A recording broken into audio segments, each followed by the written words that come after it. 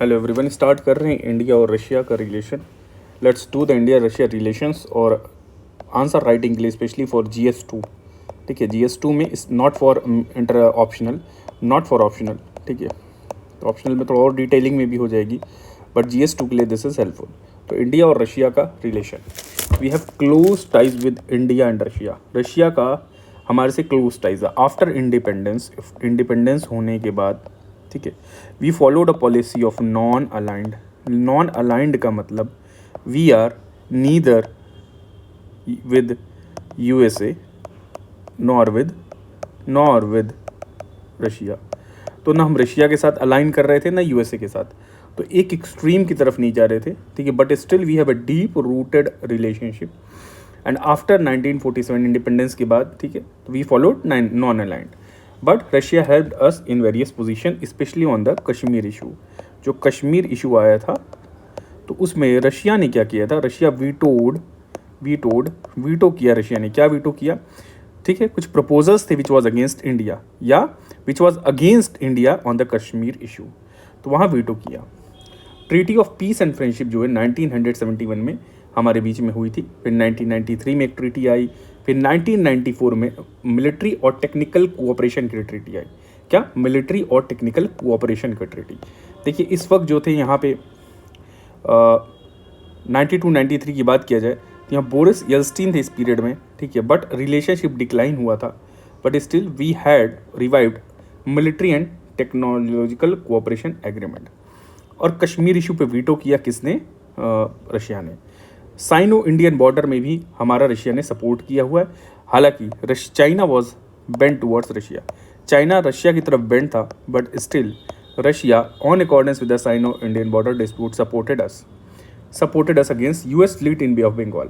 तो 1971 में जो US fleet Bay of Bengal आई थी during the partition of Pakistan into Bangladesh, उस वक्त जो इंडियन आर्मी को सपोर्ट किया था वो रशियन आर्मी ने सपोर्ट किया, रशियन ग्रुप ने सपोर्ट किया, और US फ्लीट जो बे ऑफ बंगाल थी, ठीक है, उसको भगाया या डिस्ट्रॉय किया। तो supported us against US fleet. 70% जो डिफेंस है आफ्टर डिसइंटीग्रेशन के बाद, हमारा जो USSR का जब डिसइंटीग्रेशन हुआ तो उसके बाद 70% डिफेंस प्रोक्योरमेंट जो हमारा रशिया से होने लगा था। अगर इंडस्ट्रियलाइजेशन की बात करें तो भिलाई का जो स्टील प्लांट है वहाँ इन्होंने हेल्प किया है। कुंदाकुलम का न्यूक्लियर पावर प्लांट है, वहाँ इन्होंने किया है। स्पेस क्रायोजेनिक इंजन्स जो होते हैं रॉकेट में, उसको डेवलप करने में, क्रायोजेनिक इंजन्स डेवलप करने में रशिया ने हमारी हेल्प की है। एंड द फर्टिलाइजर्स वाले में, देन अमेठी यूपी में एक डिफेंस मैन्युफैक्चरिंग यूनिट भी है, that is help with the help of Russia. Boris Yeltsin के पीरियड में थोड़ा हमारा रिलेशनशिप डिक्लाइन हो गया था। This is the Boris Yeltsin, this person. ठीक है, बट Putin era we saw revival of our relationship. 2000 क्या नाम है यहाँ पे, 2000 में एक डिक्लेरेशन आया, declaration on India Russia strategic partnership. India Russia के बीच में एक स्ट्रेटेजिक पार्टनरशिप आई थी, तो वो डिक्लेरेशन ये था। तो declaration on India Russia strategic partnership, तो 2000 का एक डिक्लेरेशन है इंडिया रशिया स्ट्रेटेजिक पार्टनरशिप, याद रखिएगा। फिर 2010 में ये special and privilege strategic partnership हो गया। तो क्या हो गया? Special and privilege strategic partnership. Earlier it was declaration on India Russia strategic partnership. तो ये जो पार्टनरशिप थी, ठीक है, लेट्स मूव ऑन। और जब ये प्राइम मिनिस्टर दिमित्री मेडवेडेव थे तब 2010 में, तब की ये ट्रीटी है। देन यहाँ पे देखिए डिप्लोमेटिक कोऑपरेशन हुआ। देखिए कॉमन प्लेटफॉर्म शेयर करते हैं ब्रिक्स के थ्रू, SCO के थ्रू और G20 के थ्रू। कौन? India and Russia as well as China. ठीक है, and support Indians bid UNSC। तो रशिया ने यूनाइटेड नेशन सिक्योरिटी काउंसिल के मैटर पे हम लोगों को सपोर्ट किया है। तो Russia supported at on UNSC। तो UNSC, India's bid on UNSC कि हमें मेंबर बनाओ, तो किस या रशिया सपोर्टेड। ठीक है, यहाँ हमारा रशिया का सपोर्ट था। And Russia also supported in nuclear supplier group, हमारी membership in nuclear supplier group. On this issue Russia supported us. Then political relations क्या क्या हैं? देखिए PM है, प्रेसिडेंट डायलॉग है, तो प्रधानमंत्री और प्रेसिडेंट के बीच में जो डायलॉग होता है, इंस्टीट्यूशनल डायलॉग, वो पॉलिटिकल रिलेशनशिप है। और 2+2 मिनिस्ट्रियल डायलॉग है। Then we have defence cooperation, जिसमें ब्रह्मोस मिसाइल आएगी, सुखोई आ जाएगी। ठीक है, S-400 है, ठीक है, जो डिफेंस सिस्टम S-400, जैसे S-500 रशिया का है, S-400 भी रशिया ने दिया है, ठीक है, मिसाइल आ रही है तो उसको ये डिफेंस करना, ठीक, जैसे आयरन डोम है इसराइल का, उसी तरह से ब्रह्मोस, सुखाई, T-90 जो it is tank, joint exercises होती हैं, मिलन है। देन मिग डेवलप करने में इन्होंने हेल्प की है, INS विक्रमादित्य डेवलप करने में मदद की है, 5th generation fighter aircraft develop करने में इन लोगों ने मदद की है। S-400 दिया रशिया ने, डिस्पाइट दैट कि UN ने अपोज किया था, but still they gave us. फिर ज्वाइंट रिसर्च एंड डेवलपमेंट है हमारे बीच में, joint marketing and selling of equipment भी हमारे हैं, कि मार्केट भी ज्वाइंटली करेंगे, सेल भी करेंगे, ठीक है। तजिकिस्तान में हमारा एक ज्वाइंटली ऑपरेटेड इंडिया रशिया एक एयर बेस है, तो एक फरखोर एयर बेस है, this air base is Farkhor air base in Tajikistan, and इस air base is jointly operated by India and Russia. Energy cooperation की बात करें तो ONGC विदेश में, ONGC जो विदेश है इंडिया का, जो है जो फॉरेन कंट्रीज़ में ONGC वर्क करती है, उससे 20% स्टेक सखलीन में है। 2001 में सखलीन जो पूरा ऑयल गैस रिजर्व है रशिया में, तो यहाँ 2001 की बात है, वो 20% हमारा स्टेक आया था। देन गेल और गैसप्रॉम रशिया का है, गेल इंडिया का है। बे ऑफ बंगाल में भी इनके जो है they have cooperation, Gazprom and GAIL too in the Bay of Bengal. Then Kudankulam nuclear power plant, ये भी रशिया के हेल्प से डेवलप हुआ है। इकोनॉमिक कोऑपरेशन करेंगे तो $60 बिलियन 2023-24 में टोटल एक्सपोर्ट और इंपोर्ट मिला करके था। एक्सपोर्ट और इंपोर्ट मिला लिया जाए तो $60 बिलियन था। देन देखिए इंपोर्ट हम क्या क्या करते हैं, इंपोर्ट क्या क्या करते हैं, we import oil, coal and fertilisers. तो ऑयल लेते हैं हम यहाँ से, कोल लेते हैं और फर्टिलाइजर लेते हैं, we imported. Then tea, coffee and chemicals we export to Russia, तो टी, कॉफ़ी और केमिकल रशिया को एक्सपोर्ट करते हैं। We are trying to develop north south transport corridor. What is this north south transport corridor? India और Russia के बीच में distance, geographical distance reduce करने के लिए, ज्योग्राफिकल डिस्टेंस जो है इन दोनों के बीच में, यहाँ पे अगर मैं आई शुड हाईलाइट कि ज्योग्राफिकल डिस्टेंस, जो भी ज्योग्राफिकल डिस्टेंस है इसको रिड्यूस किया जाएगा ताकि लॉजिस्टिक कॉस्ट कम हो जाए, so that logistic cost is decreased, ठीक है, और prices of the product decrease. क्योंकि ये देखिए यहाँ दिस इज चाबहार पोर्ट, यहाँ बंदर अब्बास ये चाबहार पोर्ट था, और यहीं पे क्या नाम है ईरान पे अभी क्या नाम इजराइल ने या US ने अटैक भी किया है, ठीक है, बंदर अब्बास पोर्ट। ये which was very important, strategic importance था हमारे लिए, बिकॉज इसी चाबहार पोर्ट के थ्रू ये देखिए ये हम सेंट पीटर्सबर्ग तक जा रहे थे, and we are having access to Russian and Asian market. तो रशियन मार्केट और एशियन मार्केट को, सेंट्रल एशियन मार्केट को हमें एक्सेस मिल रहा था, सेंट्रल एशियन मार्केट को, and this is the route, ठीक है, ये रूट है।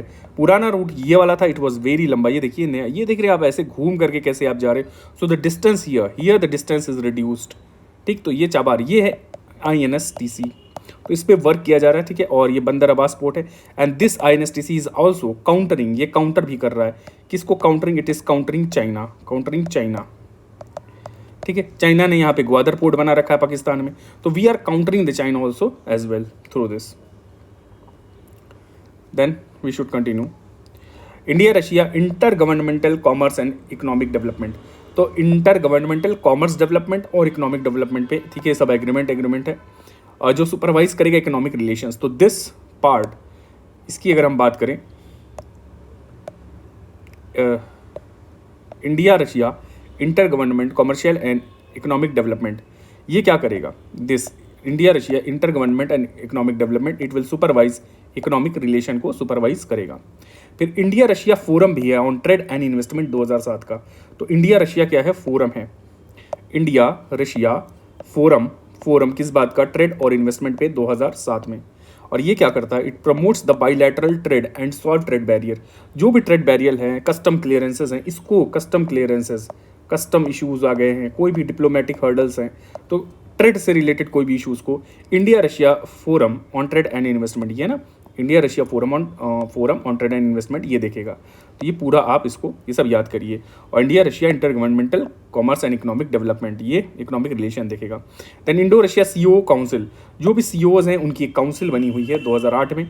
बिजनेस टू बिजनेस इंटरेक्शन है यहाँ पे, क्योंकि जो भी हर्डल्स हैं, इन्वेस्टमेंट हर्डल्स होते हैं, कहाँ क्या करना है, तो इससे कोऑपरेशन दोनों के बीच में होगा, कोहेरेंस आएगा, and it will ease in doing business in both the countries. तो CEOs का जो मीट करना है, ठीक है, ये आपने ग्रेवेंसेस हैं, या आपने जो भी हर्डल्स है उसको इरेज करेंगे, they will plug in the loophole, ठीक।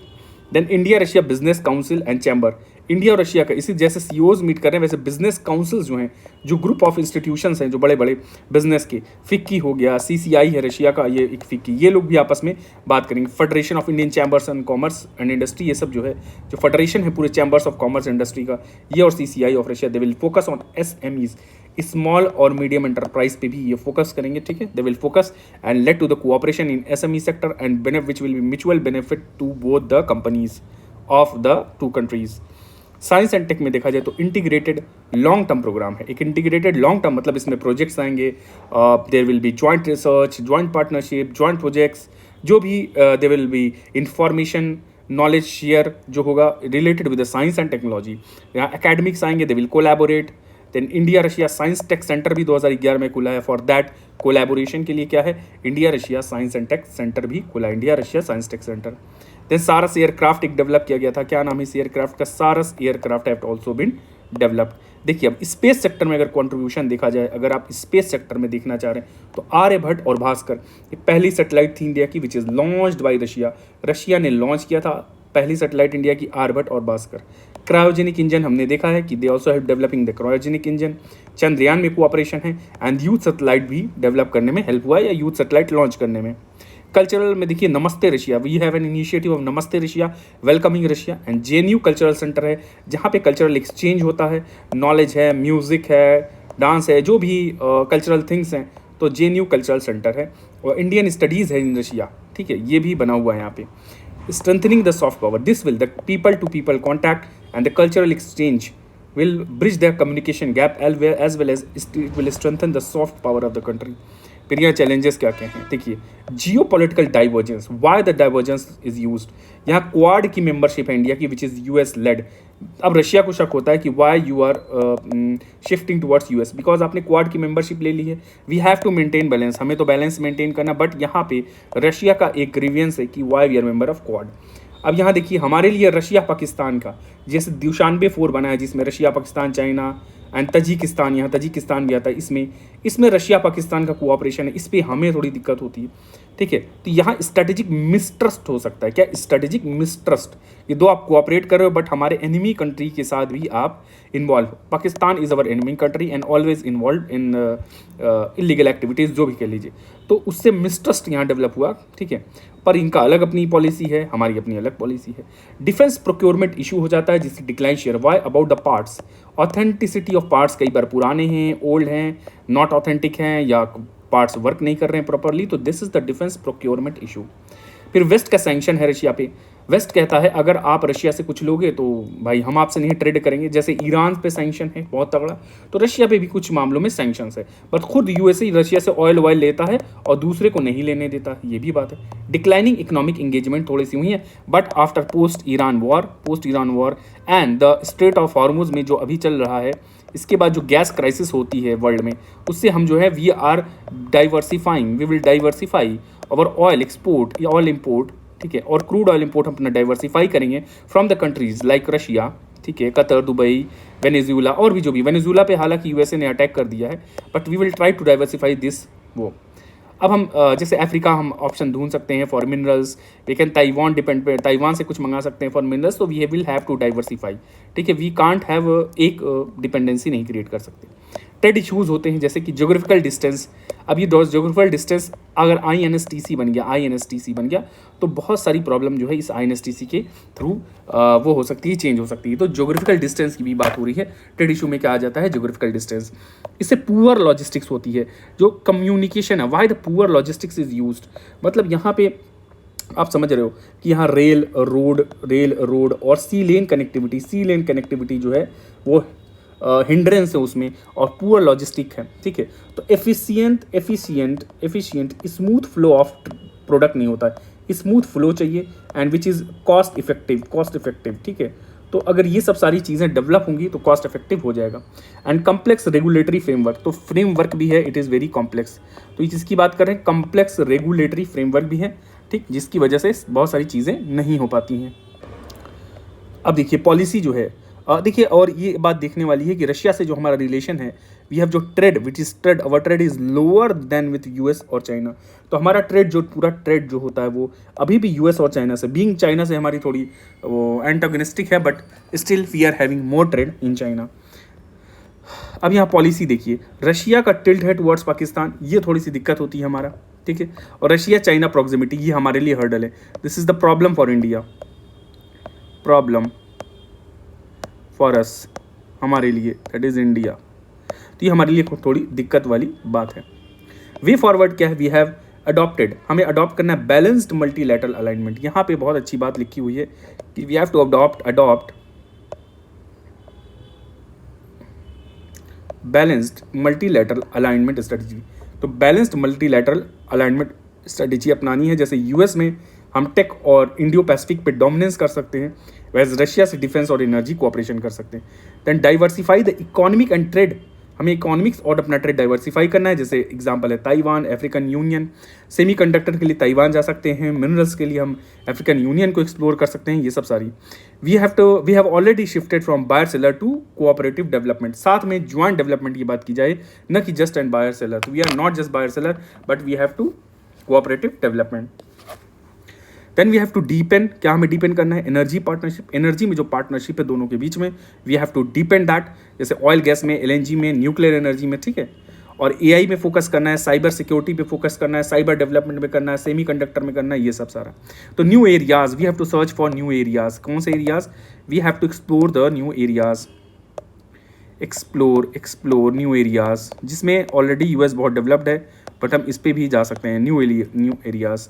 देन मेंटेनिंग अ डायलॉग, ये क्या कौन सी बात है यहाँ पे, डायलॉग मेंटेन करना है रशिया चाइना पे और रशिया पाकिस्तान पे।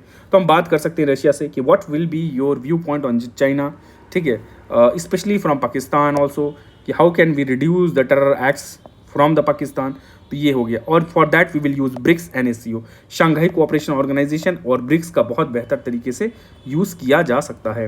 और प्रमोट करना है नॉन डॉलर पेमेंट, देखिए for dominance reduce the dominant of USA, non dollar payment and we could also promote internationalisation